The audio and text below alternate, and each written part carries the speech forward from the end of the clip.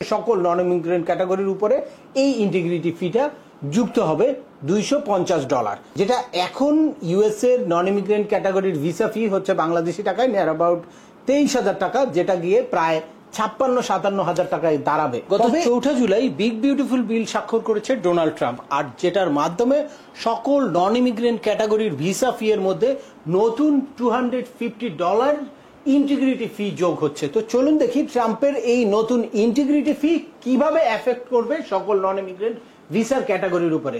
তার আগে বলে নিচ্ছি, যারা আমাদের চ্যানেলে নতুন বা আমাদের চ্যানেলটি এখনো সাবস্ক্রাইব করেননি, please hit the subscribe button, আর যারা অলরেডি সাবস্ক্রাইব করেছেন তাদেরকে অসংখ্য ধন্যবাদ।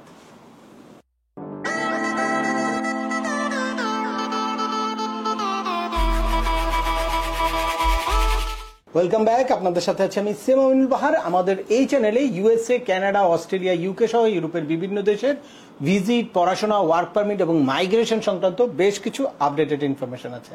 আপনারা যারা যেই টপিকস ইন্টারেস্টেড দয়া করে ওই রিলেটেড সকল ভিডিওগুলো দেখবেন। এরপর ছোটখাটো প্রশ্ন থাকলে ভিডিওর নিচে কমেন্টস করবেন। তারপরেও একান্ত কোনো ব্যক্তিগত পরামর্শ বা আমাদের কোনো সার্ভিস নিতে চাইলে ডিসক্রিপশনে থাকা হোয়াটসঅ্যাপ নাম্বারে অ্যাপয়েন্টমেন্ট বুক করে সরাসরি যোগাযোগ করতে পারেন। অ্যাট দ্য সেম টাইম আমাদেরকে ইমেল করতে পারেন এবং আমাদের ইউটিউব ও ফেসবুক পেজগুলো ফলো করে সবসময় আমাদের সাথে যুক্ত থাকতে পারেন। এনিওয়ে চলে আসে আজকের মূল আলোচনায়। রিসেন্টলি অনেকের ভিতরেই একটা কনফিউশন তৈরি হচ্ছে যে এই ইন্টিগ্রিটি ফিটা কিভাবে কাজ করবে, বা এই ইন্টিগ্রিটি ফিটা অ্যাড হলে ভিসা ফি কততে গিয়ে দাঁড়াবে, বা এইটার সুফল কি কুফল কি, কিভাবে এটা আমাদের জন্য পজিটিভ হতে পারে বা নেগেটিভ হবে। এই জন্য আপনাদেরকে একদম ক্লিয়ার ধারণা দিব যে এই ইন্টিগ্রিটি ফি এর মাধ্যমে কি রিফ্লেকশন আসবে নন ইমিগ্রেন্ট সকল ক্যাটাগরিতে। প্রথমে আসি যে কোন কোন ক্যাটাগরির উপরে এটার এফেক্টটা পড়বে। এটা হতে পারে F, J, M, B1, B2, H1B এ ধরনের সকল নন ইমিগ্রেন্ট ক্যাটাগরির উপরে এই ইন্টিগ্রিটি ফিটা যুক্ত হবে $250, যেটা এখন ইউএস এর নন ইমিগ্রেন্ট ক্যাটাগরির ভিসা ফি হচ্ছে বাংলাদেশি টাকায় নিয়ার অ্যাবাউট 23,000 টাকা, যেটা গিয়ে প্রায় 56-57 টাকায় দাঁড়াবে। তবে এই ইন্টিগ্রিটি ফিটা আপনি কিন্তু আবার রিফান্ড নিতে পারবেন যদি আপনি ভিসা পেয়েও যান, আর আপনার যত সময় কালের জন্য ভিসাটা দেয় ওই সময় যদি আপনি ভিসার সকল রুলস রেগুলেশন আপনি ফলো করে থাকেন, তাহলে ভিসা এক্সপায়ার হওয়ার পরে আপনি এই ফিটা ফেরত নিতে পারবেন। এখন আসি যে কেন এই ইন্টিগ্রিটি ফিটা। এই ইন্টিগ্রিটি ফিটা অ্যাড করার মাধ্যমে ইউএস এর গভর্নমেন্ট চাচ্ছে যে আপনারা যারা নন ইমিগ্রেন্ট ক্যাটাগরিতে ইউএসএ তে যাবেন তারা যাতে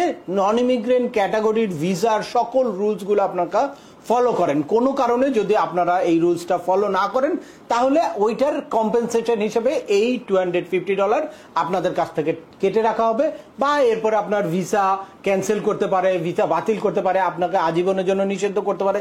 এগুলো তো আছেই, সাথে সাথে ফাইন্যান্সিয়াল একটা পেনাল্টিও আপনাকে দেওয়ার সুযোগ রাখছে। আর আপনারা শুনে অবাক হবেন যে নন ইমিগ্রেন্ট ভিসা নিয়ে যারা ইউএসএ তে ঢুকে তাদের অনেক বড় একটা অংশ কিন্তু ইললিগেল হয়ে যায় ইউএসএ তে, যার কারণে এখন ইউএসএ তে 11 মিলিয়ন আনঅথরাইজড পপুলেশন আছে, যাদেরকে নিয়ে গভর্নমেন্ট কিন্তু অনেক প্রেসারে আছে। তাদেরকে কিভাবে দেশ থেকে বাইর করা যায় বা বিভিন্ন রকম স্কোপ তৈরি করছে। তো এই আনঅথরাইজড পিপলের সংখ্যা যাতে কমে যায় সেটাও একটা অন্যতম কারণ এই ইন্টিগ্রেশন ফিটা অ্যাড করার কারণে। তবে কিছু সুখবর আছে। এই ইন্টিগ্রেশন ফি এর কারণে আমরা আশা করছি 2026 এ ভিসার রেশিও হিউজ পরিমাণে বাড়বে। 2026 কিন্তু ইউএস এর ইতিহাসে একটা বড় সাক্ষী হয়ে থাকবে, কারণ এই 2026 হচ্ছে 250 বছর পূর্তি পালন করবে ইউএসএ, আর ওই 250 ইয়ার সেলিব্রেশন উপলক্ষেই কিন্তু এই ফিফা ওয়ার্ল্ড কাপের পার্টিসিপেন্ট কান্ট্রি হচ্ছে ইউএসএ। তো এই দুইটা বড় ইভেন্টের কারণে হিউজ পরিমাণ নন ইমিগ্রেন্ট ক্যাটাগরির ভিসা কিন্তু ইস্যু করবে। সে কারণে আগে থেকেই প্রস্তুত হয়ে রাখলো যে ইউএসএ যাতে ফাইন্যান্সিয়ালি একটা বড় ধরনের বেনিফিটেড হতে পারে, তাদের কোষাগারে যাতে রাষ্ট্রীয় কোষাগারে যাতে বড় একটা অংশ জমা করতে পারে, এই কারণেই কিন্তু এই ইন্টিগ্রিটি ফিটা এখন যোগ করলো। তবে বাংলাদেশিদের জন্য কিন্তু কম খরচে ইউএস ভিসা নেওয়ার একটা গোল্ডেন অপরচুনিটি আছে। এখন যদি আপনারা ভিসার জন্য আবেদন করেন তাহলে আপনারা কিন্তু এই 2026 এ গিয়ে আপনাদের ইন্টারভিউ ডেট নিতে পারেন। আর 2026 এ যদিও ভিসার চার্জ বেড়ে যাবে, তখন আপনি কিন্তু যারা এখন ভিসা ফি জমা দিয়ে ফেলবেন তারা কিন্তু এই ফি দিয়েই তখন ভিসা ইন্টারভিউ দিতে পারবেন, আর ভিসা ইন্টারভিউ দিলে আপনাদের ভিসার চান্সেস কিন্তু অনেক বেশি থাকবে। তবে অবশ্যই আপনাদের সঠিকভাবে DS-160 ফিল আউট করতে হবে এবং আপনাদের প্রপারলি একটা ইন্টারভিউর প্রিপারেশন নিতে হবে।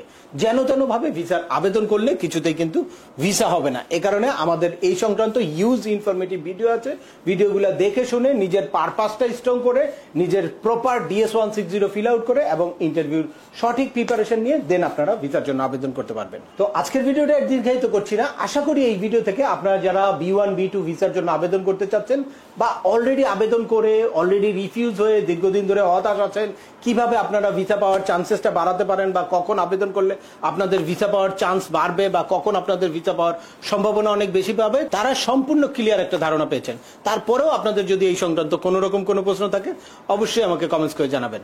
আর ভিডিওটি ভালো লাগলে বা তথ্যবহুল মনে হলে লাইক দিয়ে আপনার বন্ধুদের মাঝে শেয়ার করে দেবেন যাদের এই ইনফরমেশনগুলো অত্যন্ত প্রয়োজন। আবার দেখা হবে নতুন কোনো গুরুত্বপূর্ণ টপিকস নিয়ে। সে পর্যন্ত সবাই ভালো থাকবেন, সুস্থ থাকবেন এবং আমাদের চ্যানেলের সাথেই থাকবেন। আল্লাহ হাফেজ।